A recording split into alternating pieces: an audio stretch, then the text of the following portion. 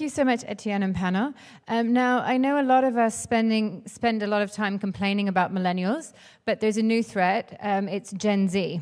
And they're actually the largest generational cohort in history. So to help shed some light on what they want and why we need to pay attention to them, particularly the Asian millennial, we have Rohit from Soho Hospitality. Thank you very much. My name is Rohit Sachdev, and I'm the Managing Director of Soho Hospitality. We are an integrated interior design studio with a restaurant development arm based out of Bangkok, Thailand. I'm regularly invited to speak at conferences across the region regarding consumer behavior trends. And one of the things that really excites me is the evolution of consumer behavior within the Asian region and the speeds at which that evolution has taken place, where ideological gaps between the East and West have practically eroded. But while that erosion has taken place, new complexities have emerged. We've had to reinvent and relook at our marketing organizations and strategies. We've had to invest in new technologies, applications, and data analytics. And we've also had to rehire a new marketing organization in terms of videographers, content writers, and marketing strategists to deal with this new marketing landscape. And all of that really creates huge barriers to entry for the smaller players in the industry, as it comes at a huge financial burden and cost. Challenging times indeed. One of the things I'd like to talk to you about today is I'd like to tell you a little bit about two highly influential demographics, the Asian millennial and Gen Z. I'd like to focus a little bit on who they are. I'd like to tell you some information on the macroeconomic level in terms of market size and spending power. And then I'd like to delve into a little bit of how they think, what their sentiments are, and then give you some high-level marketing strategies that can allow you to tap into the billions of dollars of spending power in order to get a return on investment for your businesses. So the Asian millennial was born between 1981 and 1996. In 2019, their age range is between 23 and 38. Most of these were raised by baby boomers who had a more difficult life, who had a more difficult time. So what they wanted to do was to give their children a better future. And because they grew during primarily an economic boom, if you took away the '97 Asian economic crisis, they tend to be more idealistic and sometimes are also referred to be self-centered. A lot of Asian millennials are actually living at home with their parents, so they have an extremely high level of disposable income, and they like to use that and spend it on experiences. There was a research done recently which looked at spending patterns of Asian millennials, and in fact, Asian millennials are dining out and spending their disposable income on leisurely activities almost 10 times a month, which is much higher than in the United States, which is at 7.4 times a month, and in the UK, which is only at 5 times a month. They're mobile pioneers because the digital age was formed during their childhood. They prefer brands that share their values, and the two primary tools that there are on is Facebook and Instagram. The Gen Zs were born sometime in between 1997 and 2010, but there's a lot of varying statistics in terms of what that age range is. I've seen it even go up to 2016. For the purposes of this presentation, we'll say that it's 1997 to 2010. And their age range in 2019 is anywhere from 9 to 22 years old. Most were raised by Gen Xers, and their parents emphasized the importance of education and hard work. And because they grew up during more challenging times, they tend to be a little bit more risk-averse and pessimistic and focused on saving money. The mobile natives, in the sense that the technology platforms that we're using today was already in place at the time in which they were born, so technology has pretty much been a part of all of their lives.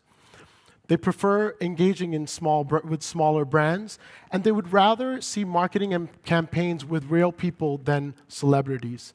And in terms of online social media tools, they prefer to be on Snapchat and Instagram.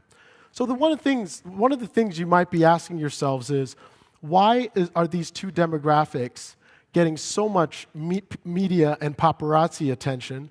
Why is there so much research on how they think and their spending patterns? Well, the reason for that is the millennials and Gen Zs combined will, the total millennial and Gen Z population on a global level is going to be at 60% of the population by 2020.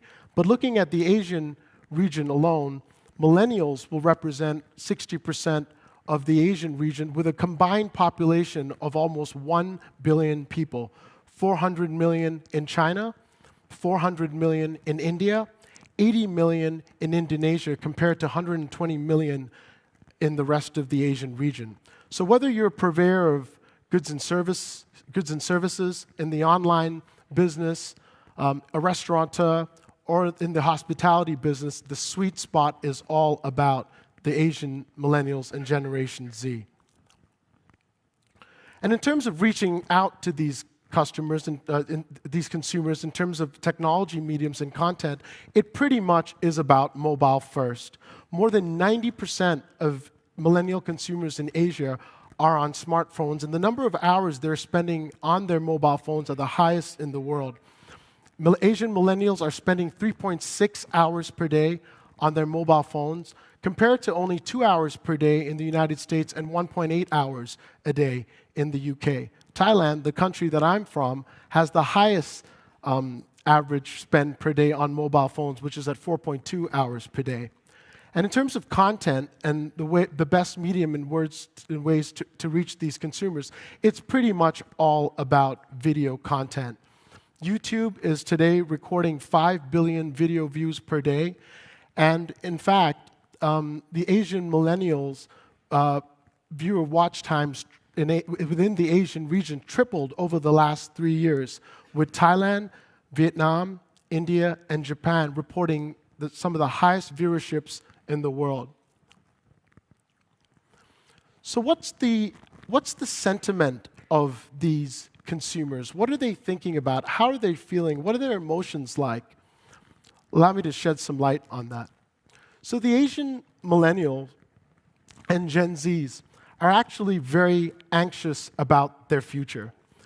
They're not only just anxious about their work-life balance in terms of employment opportunities, financial responsibilities, and relationships, but they're really not optimistic about the future, and they believe that their future is quite bleak.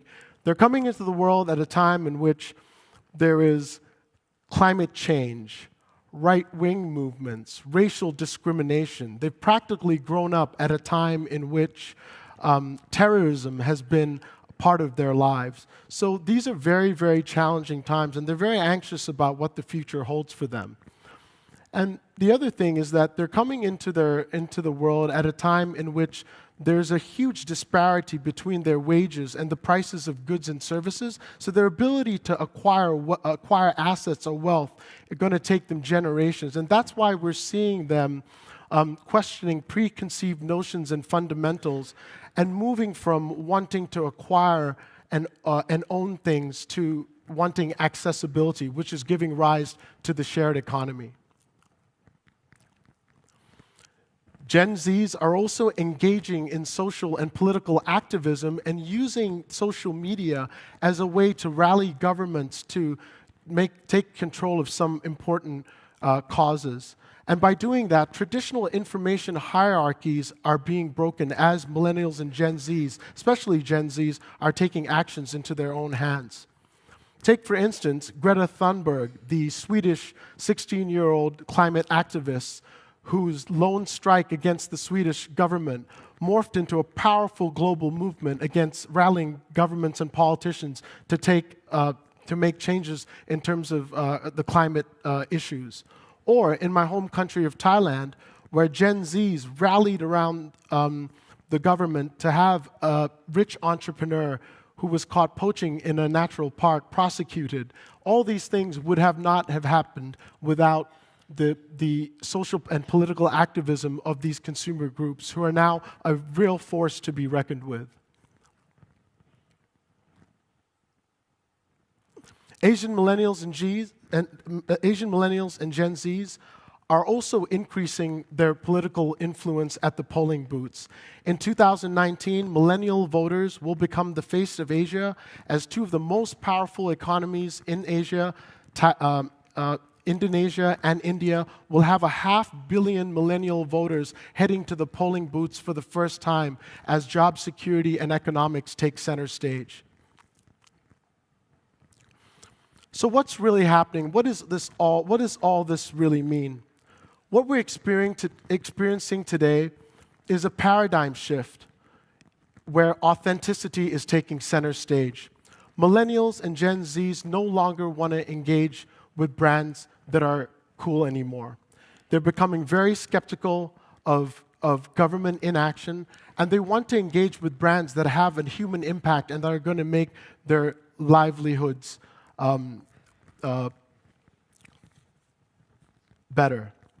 Millennials are also aware that marketers are after their spending power, and they've also developed a natural instinct for spotting overly commercial content and have a very low tolerance for something that is overly commercial and being targeted towards them, something that's not genuine or real.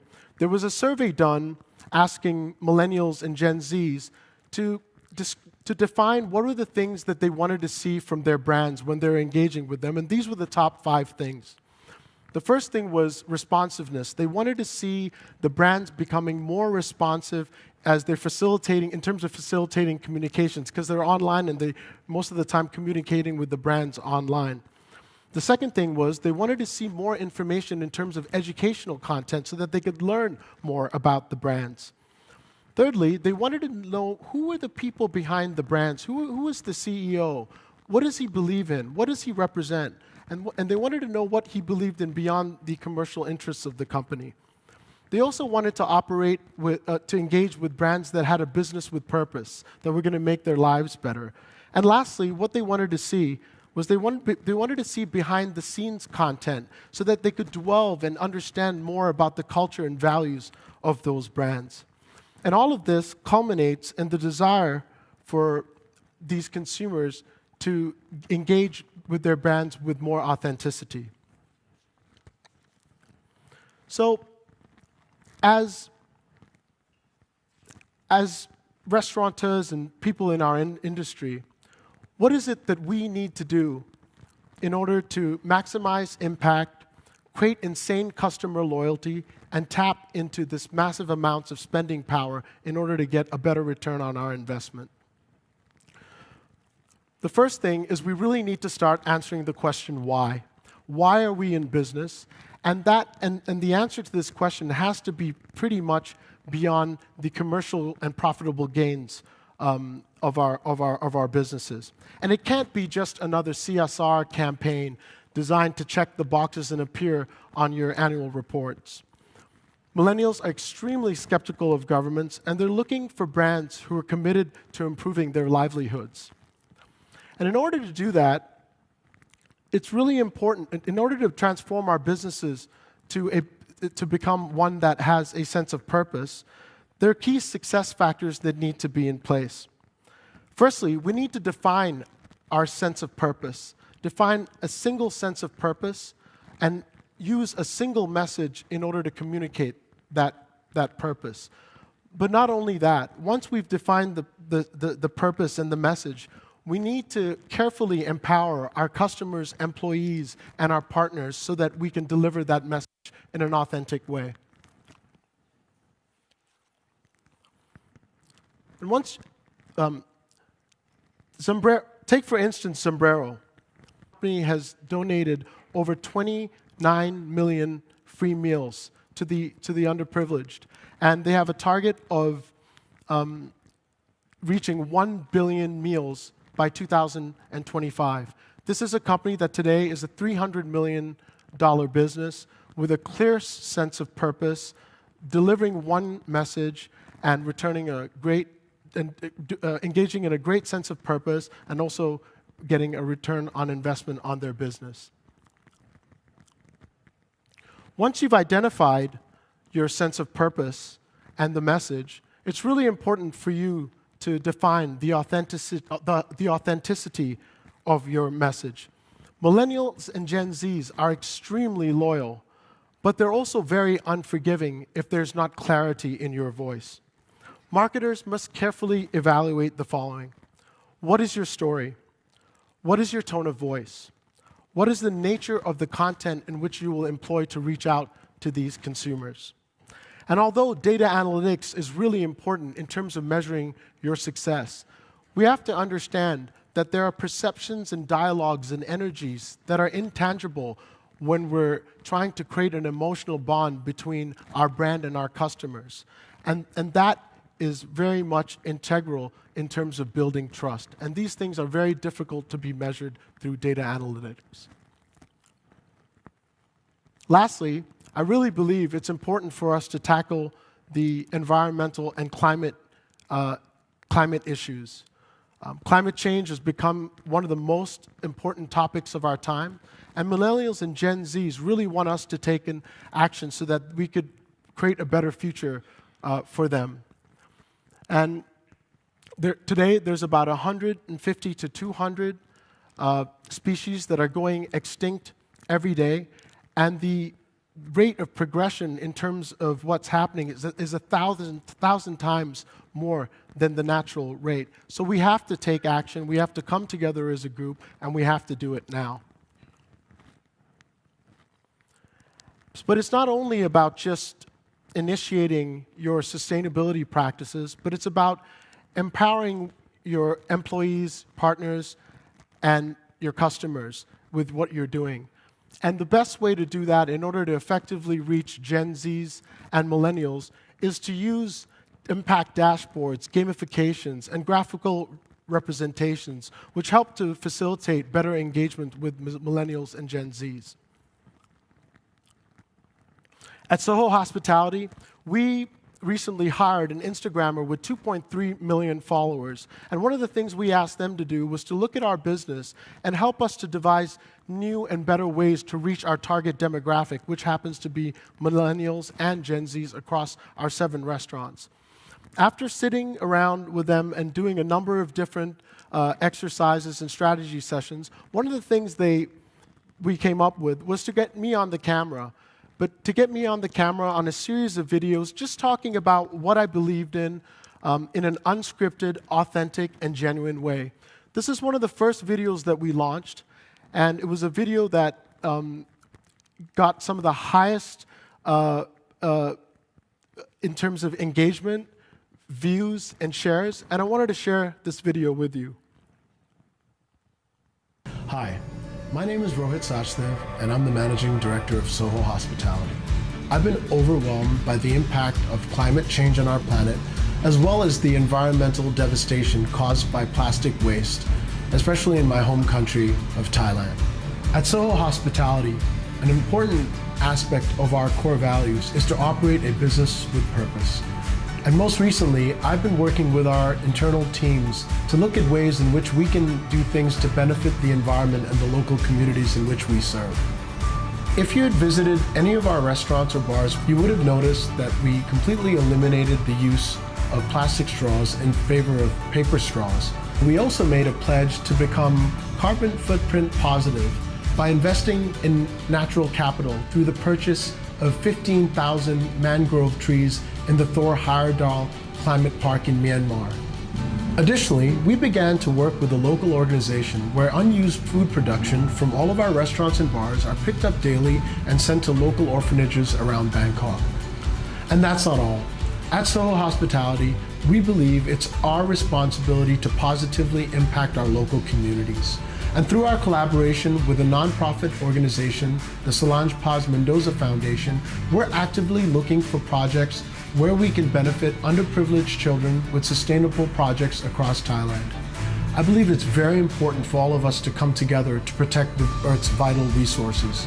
We've been collaborating with social organizations, entrepreneurs, and corporate leaders across the globe in terms of sharing ideas and coming together to see how we can devise projects that'll make the Earth a better place to live. And we're happy to share this information with you. If you'd like to learn more about some of our sustainability initiatives, or if you have information that you'd like to share with us, we'd be happy to meet with you. Thank you for watching, and we look forward to making the Earth a better place.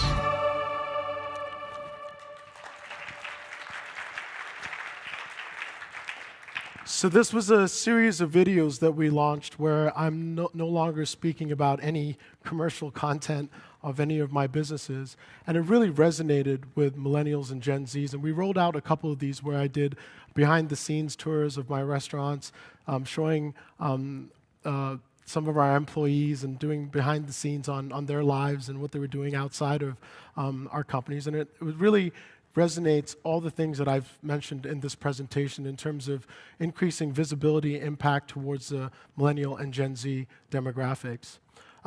That's the end of my presentation. In conclusion, I really believe that it's important for us to address the question why. I think all of us here have a responsibility into operating a business with purpose as authenticity takes center stage. The issue of sustainability is something that is really important and something that I have been working on with my organization over the last couple months, and I'll be happy to share some of our best practices with you. Lastly, I really believe it's important for us all to come together to protect the Earth's vital resources, because that's a really important subject for millennials and Gen Zs. It'll allow you to get their brand loyalty, tap into their spending power, and then also positively impact your bottom line. Thank you so much.